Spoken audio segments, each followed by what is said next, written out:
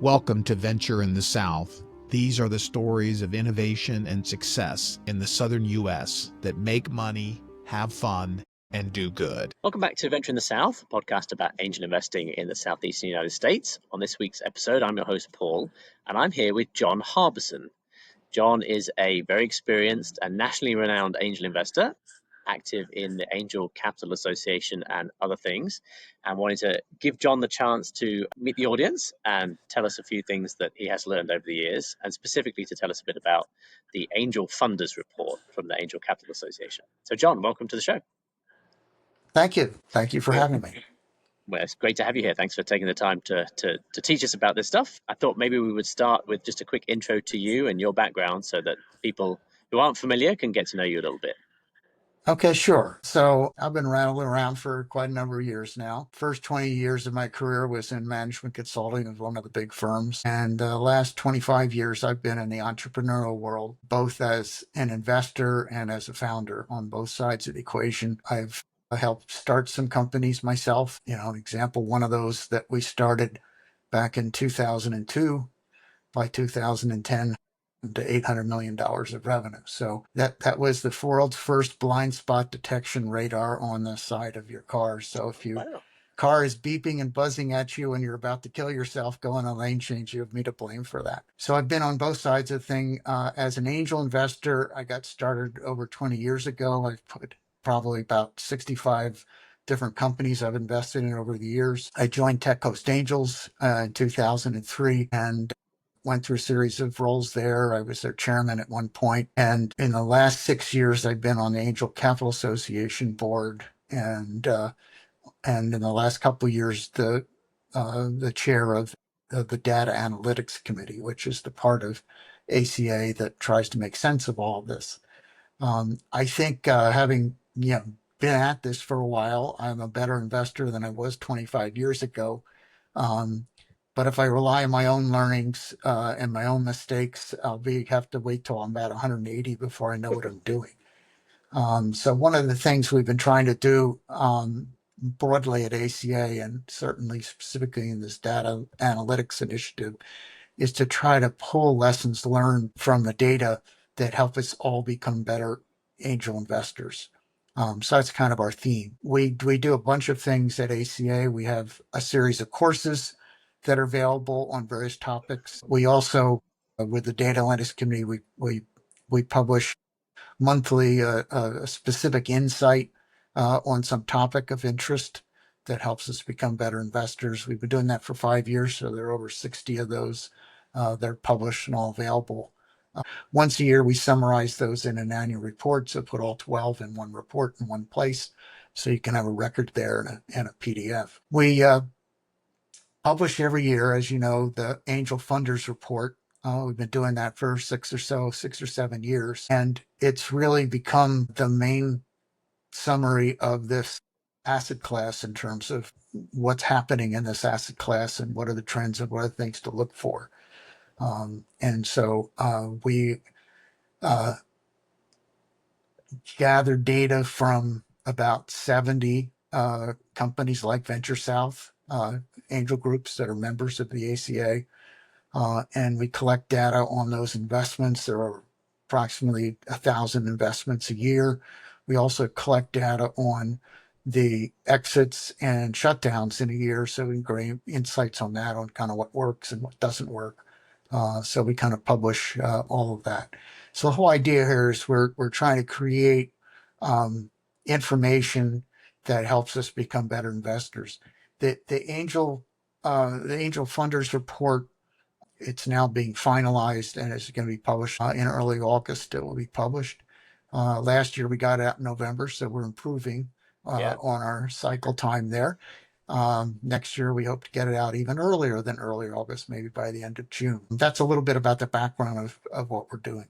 Okay, great. So let's just explore a couple of those topics. So this is the 2025 Funders Report that's coming out now, and that covers data from 2024. That's sort of Yes, 6 months, 6 months in arrears.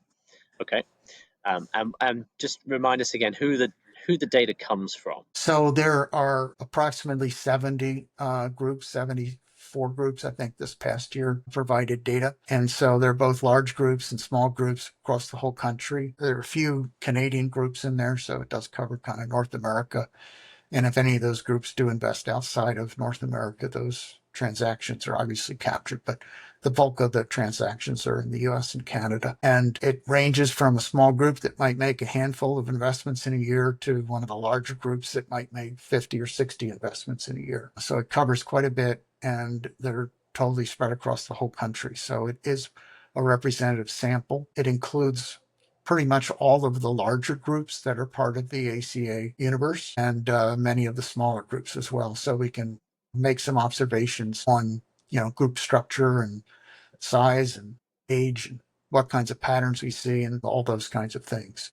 The kinds of information that we collect gives us insights into the kinds of instruments that are being used, performance of different kinds of follow-ons, initial investments, industries, characteristics of the CEO, their backgrounds, all those kinds of things. So that the whole thing's about 80 pages of 80 or so charts and narrative that goes along with them. So you don't necessarily just need me or anyone else there to explain the charts. It's all written there for you to read.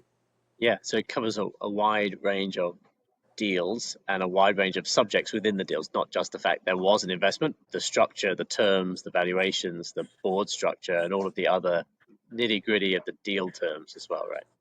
And they range from a group that may have made a $25,000 investment in it to one that did $10 million investment. So it's all kinds of shapes and sizes.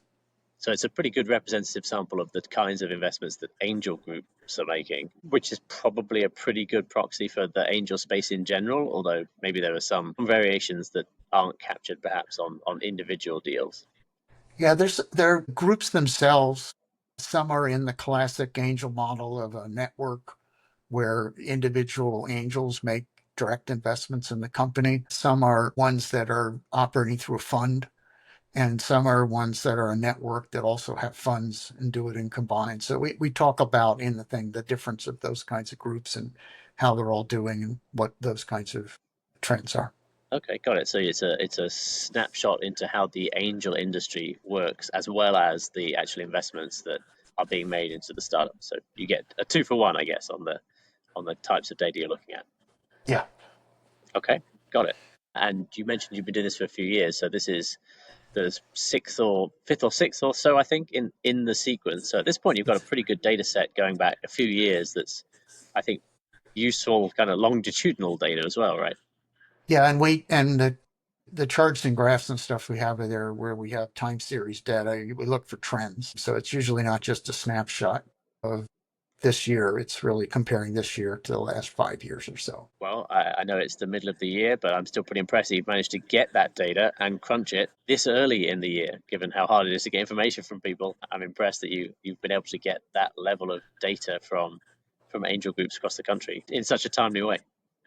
Yeah, it's it's a bit of a challenge to collect the data. There are about 35 things that we ask for each deal, and if something is not known, it's left blank, and we do the best with analyzing what we have.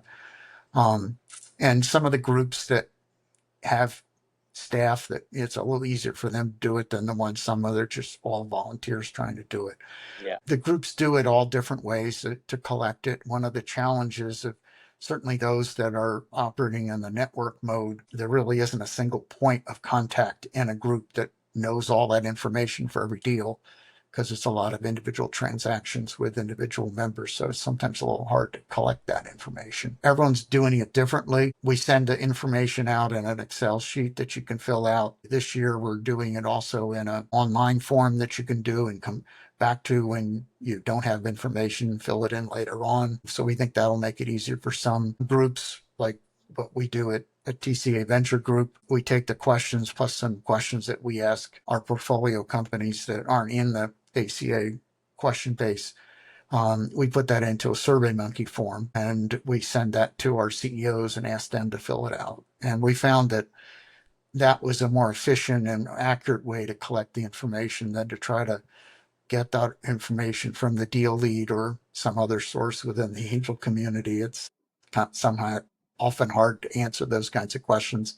And it takes a CEO, because it's all measured in sort of like about 8 minutes to do it. And it takes us a lot more than 8 minutes to figure it all out. So that's that. So we're experimenting on how to make it as painless as possible. Hopefully, I think it's appreciated by the groups that do it there. We're also kind of building tools now that this year for the groups that do participate and give data, we're giving them PowerPoint slides of the things that they can use in their own group and start to benchmark themselves against the data.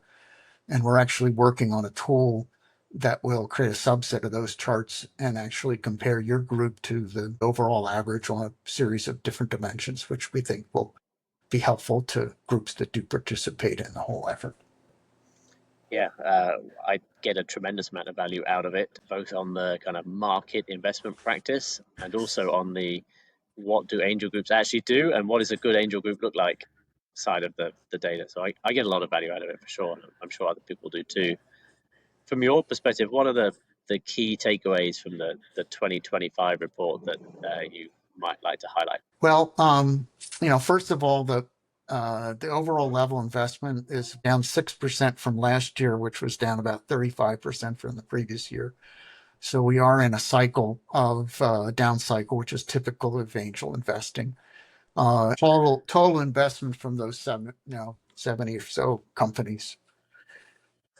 And then we also make estimates for the ACA groups that didn't provide data based on the size and the patterns in there. So we kind of grossed, we've made estimates for that in terms of the overall market size. It's not just the ones that are participating. It's really all that we have about 200 groups within ACA. So it's those 200 groups are estimated about $460 million this past year. So it's sort of at the down cycle. We're starting to see signs of life this year and it coming back. One of the things that I think has affected that cycle, certainly the turmoils in the stock market always causes dips in angel investing, because typically angels have to sell public company stocks to go buy some private company stocks, and they suddenly seem much more expensive when Google stock is worth 20% less than it was last year. So those kinds of things, and we follow this patterns at TCA in the cycle of our investment cycle. There is a lag, but you see the effects of those business cycles, and we're certainly in a time when we went through a period of number of years where was more money chasing fewer deals. Now we have more deals chasing less money. So it's shifted more towards the investors side of the equation in terms of making the decisions and having leverage in the negotiations and things like that. One of the reasons it's been down is because valuations have been high. And when we went through the correction starting a few years ago, where the exit values of public company stocks, as well as the later stage ventures valuations, all kind of cratered. And these startup valuations, quite frankly, didn't go down. So it was harder to make an argument as an investor to say, I'm going to get my X return with this set of assumptions on this is what I can sell this company for at some point in the future, when those exit values went down in the past, but they were still at a higher level. And quite frankly, in the last year, the valuations for the pre-seed and seed, which is primarily where the angels are playing, about half of the investment is in seed. And then there's a chunk in Series A and very little in B and C of this kind of group. And in those early stages, we've seen the valuations go up fairly significantly. It was like running around $5 million last year in 23, and it got up to like $10 million. So it's an increase of the last few years. Instead of it should be going the other direction. So there are a lot of people who are waiting on the sidelines because of the valuations that we're seeing. I see. It's cyclically, we're in this kind of dry spell. I'm just kind of looking at our own activity. I don't know what you've seen at Venture South. The deal flow is still pretty robust. I think the amount of investments that are being made is starting to pick up this year. One of the things that's kept the market slow is the last 2 years have been very much dry years in terms of exits. Prior to 23, 22, we got up to 90 exits in a year. And we're down to like 30 exits in a year now. So it's significantly down both in number and in the multiples that are realized. Quite a number of the exits that do occur are, quite frankly, not very inspiring exits. Some of them are less than 1x. Yeah. In this past year, the average multiple on invested capital was only 1.3 on the exits, and the most of any was X. We've had years where it was a lot higher than that. Our record at TCA was, I think it was 368X or something. So we don't have any of those happening. We just did have a 40X this year. So hopefully, it's starting to turn around and we'll see those numbers kind of coming up. But typically when exits are few and far between, don't have the capital to redeploy, they have to keep investing new capital. So that kind of slows it down. And when you get some good successes, you feel that's positive reinforcement that there's some reason to do all this. And ultimately, you can kind of come out ahead of the game. As you know, this is a class of investing that is very much driven by home runs. And every analysis I've ever seen of angel portfolios is there are a few hits that make most of the outcomes. Typically 10% of the exits create 90% of the dollars coming back. And so that's very true. So when you don't have the exits and they're just minor kinds of multiples, it's really not that satisfying. But if you're in it for the long haul, this is an asset class that, clearly most of the studies show that you can earn, 2 to 3x on a portfolio, with half of them being total losers and a few of them, being big hits that help drive that return. We found that within TCA when we've analyzed our own returns, which I'll take a little detour on that. When I joined TCA in 2003, I'd been around for 6 years at that time. And so I asked the question, how are you doing? And the answer came back, we don't know. And I thought that was a pretty bad answer, because it either meant you didn't care or it meant I know what it is and I don't want to tell you what it is. But I couldn't come up with a scenario that was a good answer. Yeah. And so I kept asking that question for a number of years and we never quite answered that. So more than 10 years ago, I decided to see if I could help answer that question. And the key to it, I found, was not trying to understand the cap table of every company that we invest in. We've invested in 550 companies by now. It's way too complicated to figure all that stuff out. Particularly, you don't have that information if all the data is going to individual investors and not in any centralized place. The simplification that I made, which allowed us to answer the question, which was, well, roughly 40 or 50% are shutdowns. And for a shutdown, I don't need to know anything. It's zero. It's 0x. So that's easy to do. And then for the exits, I just need to know what was the check you got back relative to the check you wrote.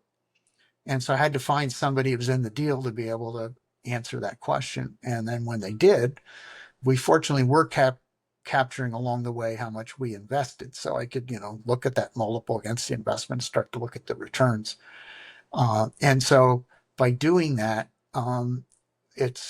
we're getting roughly about 5 times their money back on the half of the portfolio companies that have had outcomes one way or another, and the IRRs in the 22% range. So it's pretty healthy answer, but we didn't have the answer. And it's good to have that answer now. But that number is very much driven by a few big hits. Any portfolio, if you take, we've had maybe 6 that are over X out of 500 investments. We've had maybe four or 5 unicorns, which have not all been X's, but we had a few unicorns in there. Understanding that it's kind of leads you to other conclusions. One is you need to have a diversified portfolio, because none of us are smart enough to know which one of those are going to be the big hit. So you need a diversified portfolio. You can do that if you have a lot of money to invest in making lots of $25,000 bets. If you don't have quite that much money to invest, it's good to have a fund you can invest. And so many groups have set up sidecar funds. that allow members to invest in a diversified portfolio. I don't know if you do that at Venture South or it's all individuals. We do. You do both. We do. We have both.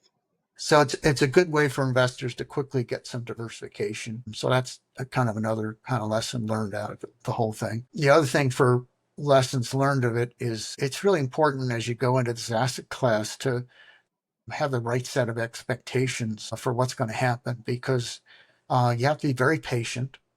You typically don't have outcomes very soon. And in the first 5 years, the outcomes that you have are more likely to be failures than successes.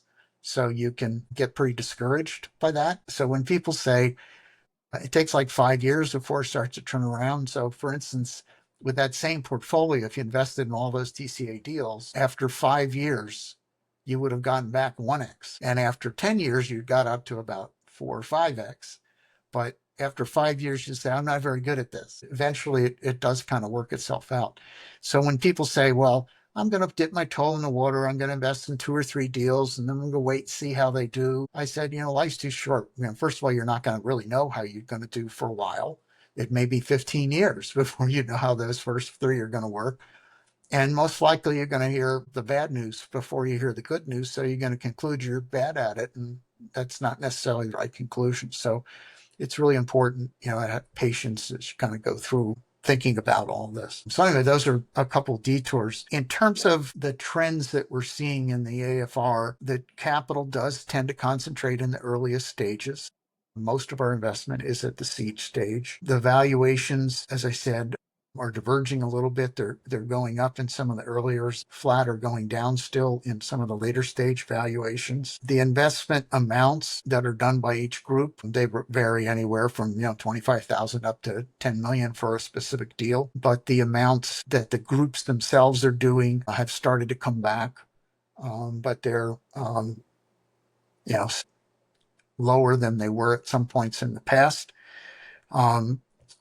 Their deal structures, most of the deals, about half the deals are preferred equity deals. The next most common is the convertible notes, and then safes. Safes are increasing, particularly in the pre-seed stage. Safes have gotten up to about half of the pre-seed deals, although angels typically haven't been in the pre-seeds.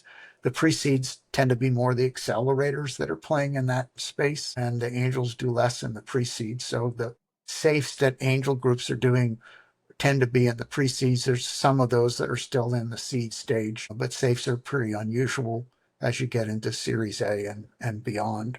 But that trend of safes growing in those earliest stages is one of the things you can draw out of that.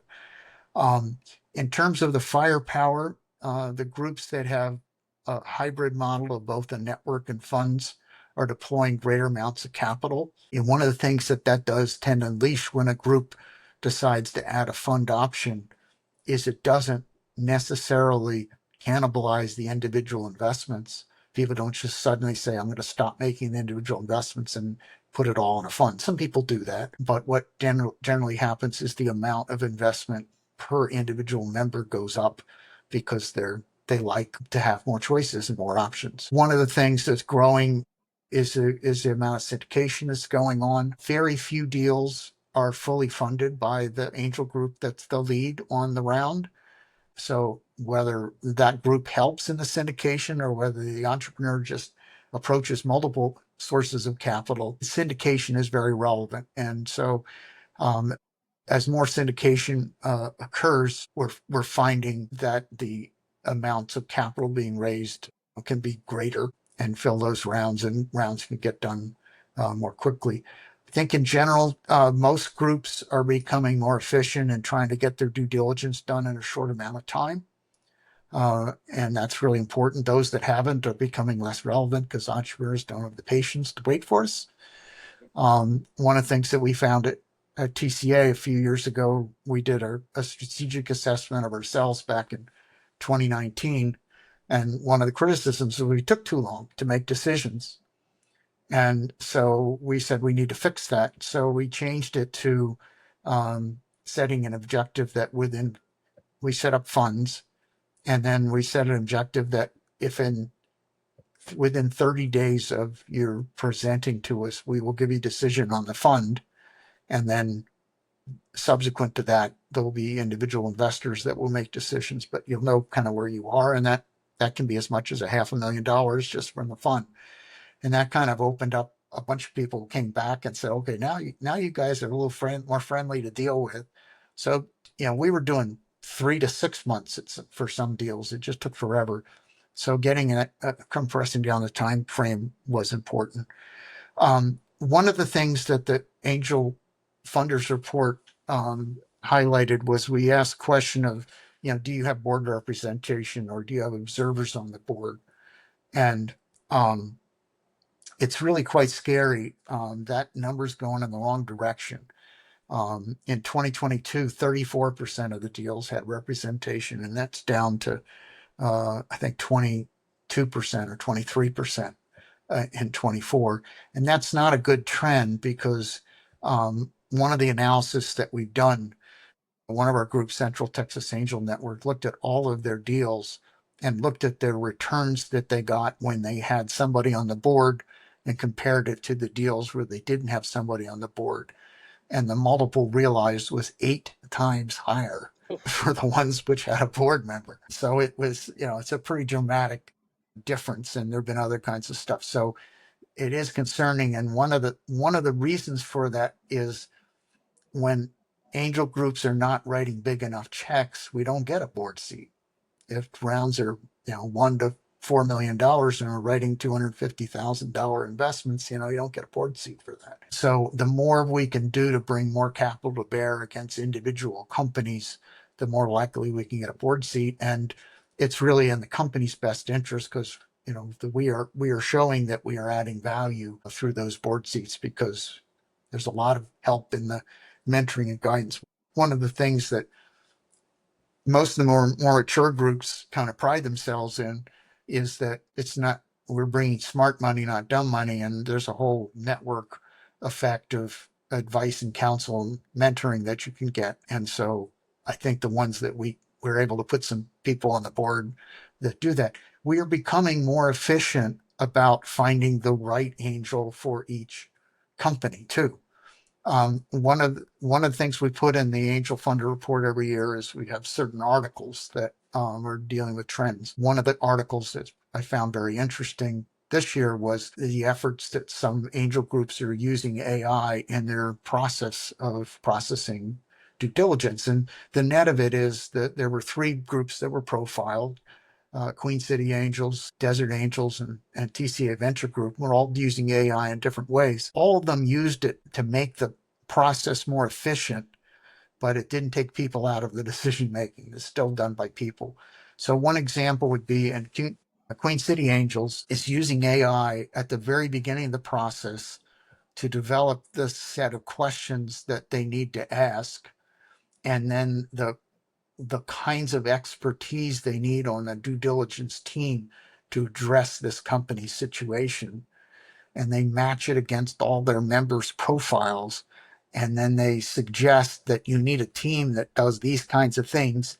And these are the people's names that ought to be on the team. And, you can do a much better job with due diligence, and you can add a lot more value to the company. Whether or not you invest, you can add much more value giving them advice and counsel. So we're all getting better at what we're doing with these kinds of techniques as we go through that, with things like AI as we go through that.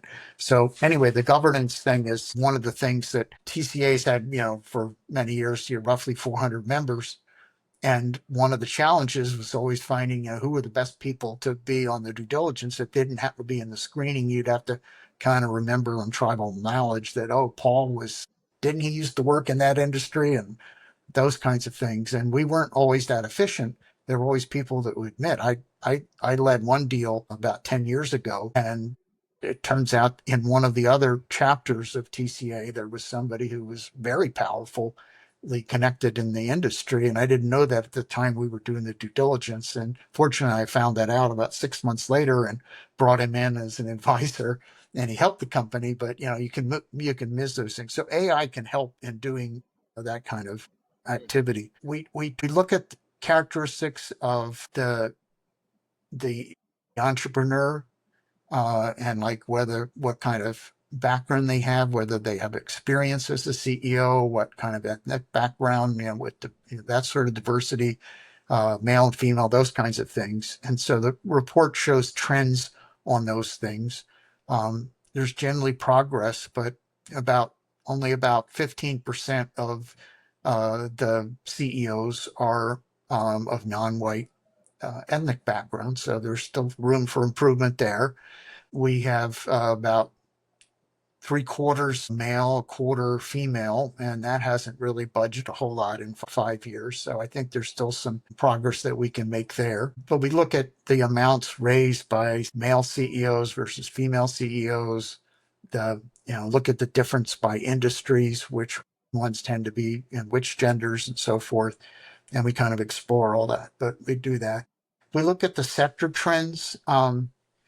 Life sciences, the combination of life sciences is now across all these angel groups more than software, which was always the largest one, but those are coming up. Software is still a very significant individual one, but if we add the medical devices, medical diagnostics, and pharmaceuticals together, it's more.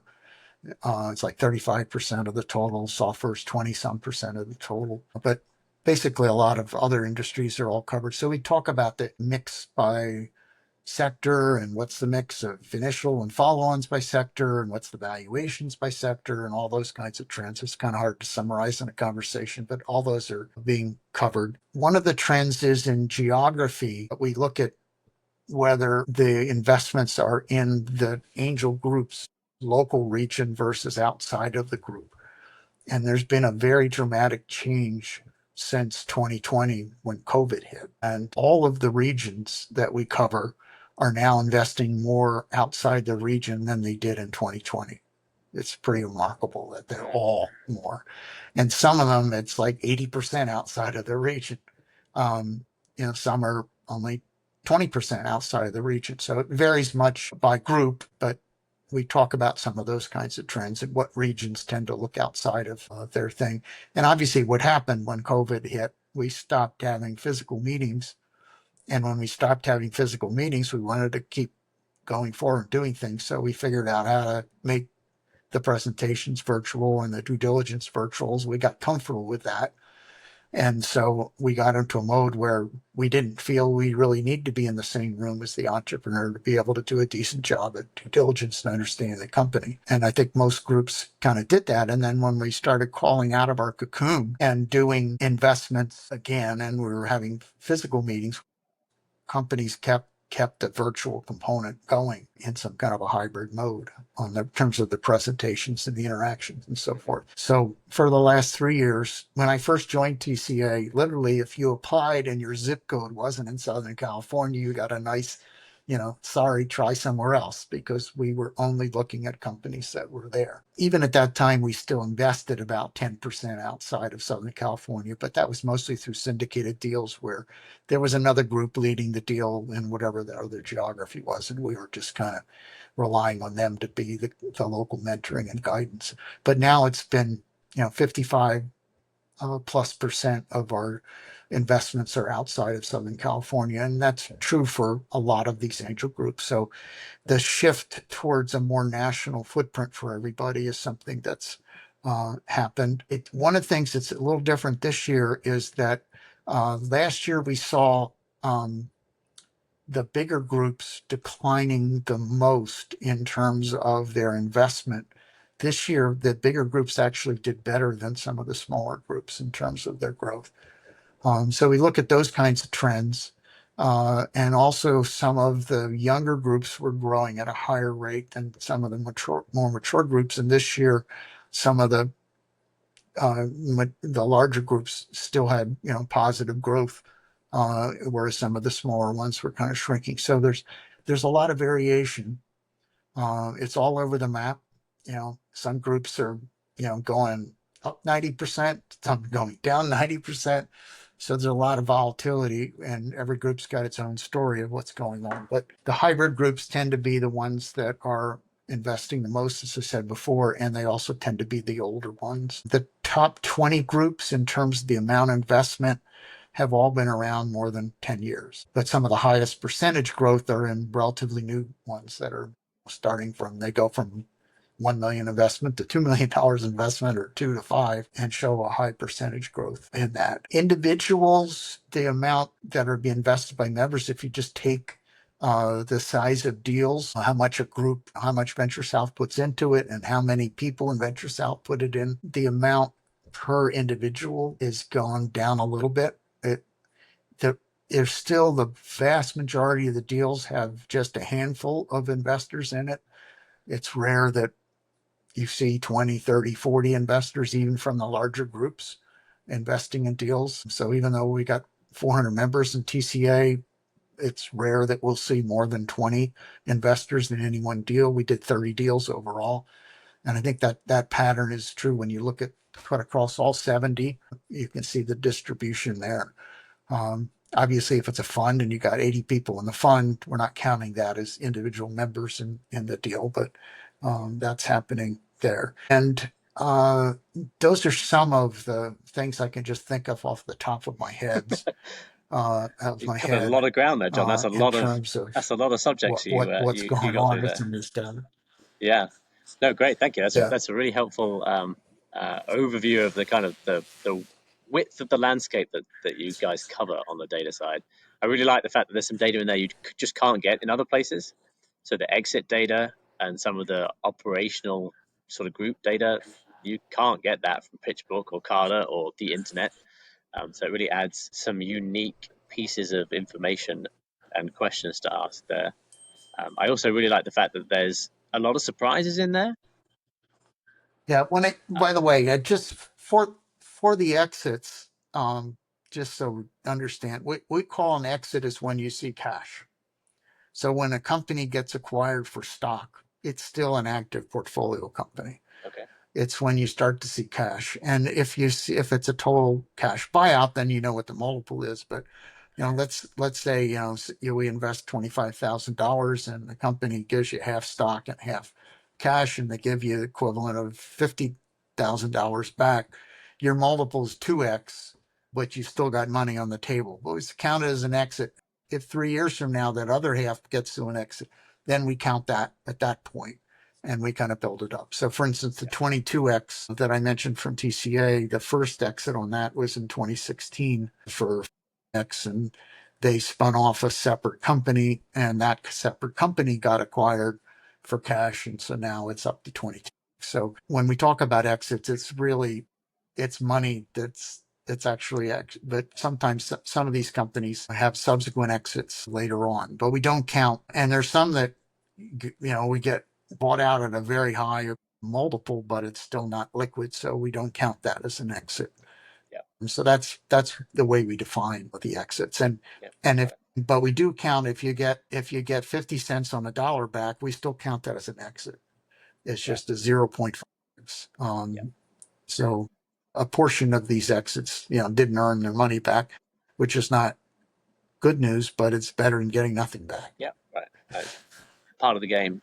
It's very hard though to deduce sometimes some public information about whether a given exit was a good or a bad one, or a 1x or Yeah. a 0.1x. So it's good to have a data source for some of that, which you just can't get in other places. Well, John, thank Yep. you. I really appreciate you taking us through a lot of those topics. I feel like we could have several hours worth of discussion about each of those topics because they're all interesting, but just as a way to introduce people to the breadth and the depth of the information in this report. I really appreciate you giving us that overview of what's in there. Okay. So I encourage everybody to, if you're not familiar, go to the ACA website, make sure you're signed up. There's a page there on data analytics, and they have, for instance, all these data insights in there, and you can see all the topics. That's really where the greatest insights are, because that's where we talk about, well, gee, am I better off investing in a convertible note versus a preferred equity? Am I better off doing the initial investment or a follow-on round? Am I better off in investing in one industry versus another? So we've parceled that kind of analysis, and we've got maybe 60 or so of those things published. And that's really important. So if people, and I find that even when I've been doing this for a while, I've been doing this for probably 14 years before I took my first ACA course. Now I've taken all the courses, and every one of them I learned stuff that I didn't know before. Yeah. So if you haven't dipped your toe into taking the ACA courses, I recommend you try that out.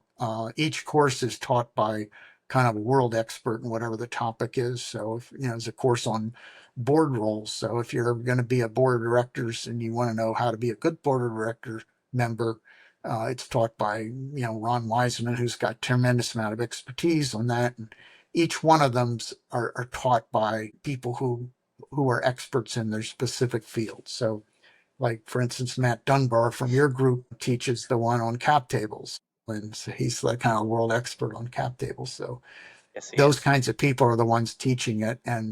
But in the meantime, you can look at these data insights. I think are very powerful. They are. I would definitely echo that encouragement to go check out the data and see how well aligned the conclusions from the analysis fit with your preconceptions about how angel investing works. Fascinating topic. Well, John, thank you. I really appreciate your time today. Okay. All right. Well, take care, everybody, and look for the AFR announcement that'll come out, and it should be out by the time this gets published. Because I think the intent is we'll publish this right when it actually hits the street. That's right. If we can organize it that well, we will.